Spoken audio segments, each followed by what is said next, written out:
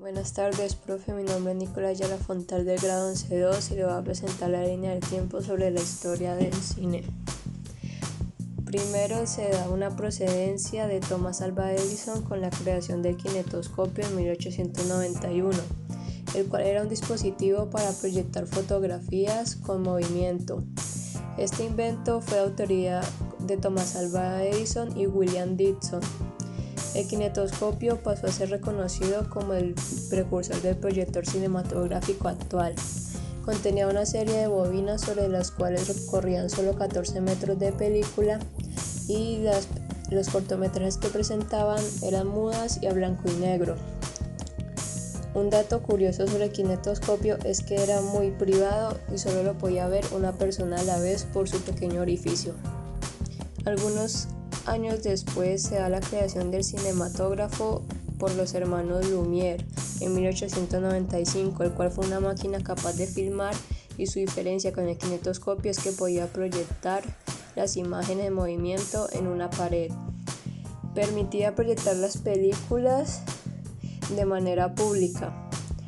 Ya no debía ser por un agujero como el kinetoscopio. Las exhibiciones contaban con 10 películas de 15 a 20 metros cada una, la cual duraba máximo 2 minutos. También eran películas mudas a blanco y negro, y más que películas eran como un retrato de la vida diaria de los jóvenes franceses. Luego, en el año 1896, se da la creación de la primera película narrativa dirigida por una mujer, Alice Guy, llamada El Hada de los Coles, que se basó en la novela de igual nombre. Este cortometraje mudo francés fue la primera adaptación cinematográfica de la novela. Luego, en 1902, aparece el francés Georges Méliès, que era un ilusionista francés que asistió a una obra de los hermanos Lumière, y al sentirse tan inspirado por esta, decidió comprar su propio teatro y dirigir sus propias películas. Uno de los más reconocidos es Viaje a la Luna de 1902, inspirada en los libros de Julio Verne, que dio paso a la creación del género cinematográfico de la ciencia ficción. En el siguiente año, en 1903, se da la creación del cortometraje Asalto y robo de un tren por parte de Edwin Porter. Es una gran obra maestra del estadounidense, ya que fue la primera película de acción y el primer western, es decir, película sobre viejos vaqueros. Esta película presenta dos novedades técnicas. La primera es el montaje paralelo, es decir, observar dos acciones al mismo tiempo, y el primer plano medio, que es mostrar al actor de la cintura para arriba. Luego, en 1905, se da la creación de los famosos Nickelodeon, que consistían en espacios al interior dedicados a la proyección de películas, donde se debían pagar 5 centavos para entrar. Su nombre, Nickel, viene del nombre de la moneda de 5 centavos de Estados Unidos, y Odeon del teatro con techo, como referencia a la famosa Odeon de París. Luego se continúa en 1915, donde aparece el gran famoso Charles Chaplin, el estadounidense considerado el genio del cine mudo. En 1915 firmó un contrato con la compañía SNA para protagonizar 14 cortometrajes dirigidos por él mismo.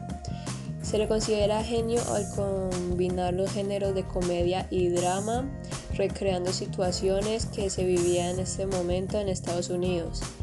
Su primer clásico fue en 1921 con The Kid, una de las primeras películas donde combinó los dos géneros nombrados. También se resalta que era cine mudo y a blanco y negro.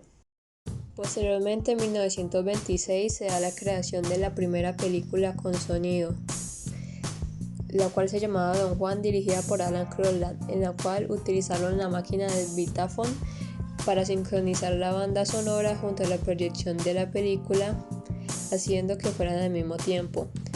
Cabe recalcar que esta película fue patrocinada por la naciente compañía Warner Bros. Una década después se da la creación de la primera película en utilizar Technicolor, la cual era una técnica en presentar las imágenes bajo los 3 colores primarios.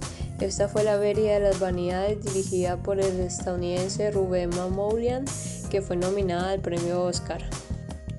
Luego pasamos a la década de 1950, donde se da el Hollywood.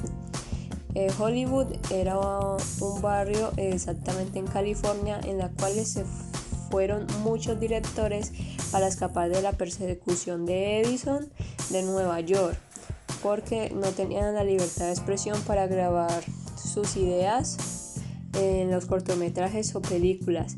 Descubrieron que en Hollywood se podía grabar todo el año por las excelentes condiciones climáticas. Se dio más libertad de expresión y se crearon múltiples empresas como 20th Century Fox, Universal Pictures y Paramount. Un dato curioso es que durante esta época muchos directores no se colocaron de acuerdo y se dio la creación de empresas independientes. Dentro de esta se da el caso de la película El Padrino, que fue dirigida por Francis Ford Coppola, el cual tenía su propio centro cinematográfico independiente, pero hizo un contrato con Universal al no tener suficiente dinero y hizo una adaptación de la novela. Otro gran clásico del cine estadounidense es de 1967, donde nace la película Bonnie and Clyde, una película de gángsters dirigida por Arthur Penn, que fue una innovación que dará al público sediento de novedad. Luego pasamos a la década de 1980, donde se da la primera película con efectos completamente digitales, que se llama Tron, de 1982, dirigida por Steven Spielberg. Esta película fue la primera en crear planos completamente digitales. Luego se da la creación de los famosos blockbusters, que eran películas pensadas para hacer éxitos de taquilla y contaban con un gran presupuesto. Un ejemplo es Star Wars, en el cual el director Lucas hizo un negocio con Fox, donde Fox se quedaba todas las ganancias de taquilla y Lucas se quedaba con todo lo que obtuviera de la mercadotecnia. Estos blockbusters se fundó en 1985 por Wayne Huizenga y David Kood. Por último se pasa al siglo XXI con la era digital. Un gran ejemplo es la creación de Netflix en 1997 por Reed Hastings y Mark Randolph, donde esta empresa distribuía contenidos audiovisuales en una plataforma en línea. Un dato curioso es que Netflix le ofreció ser parte de Blockbusters a los fundadores, pero estos se negaron, lo que ha sido como el mayor error de esta empresa, ya que Netflix lidera actualmente en el mundo.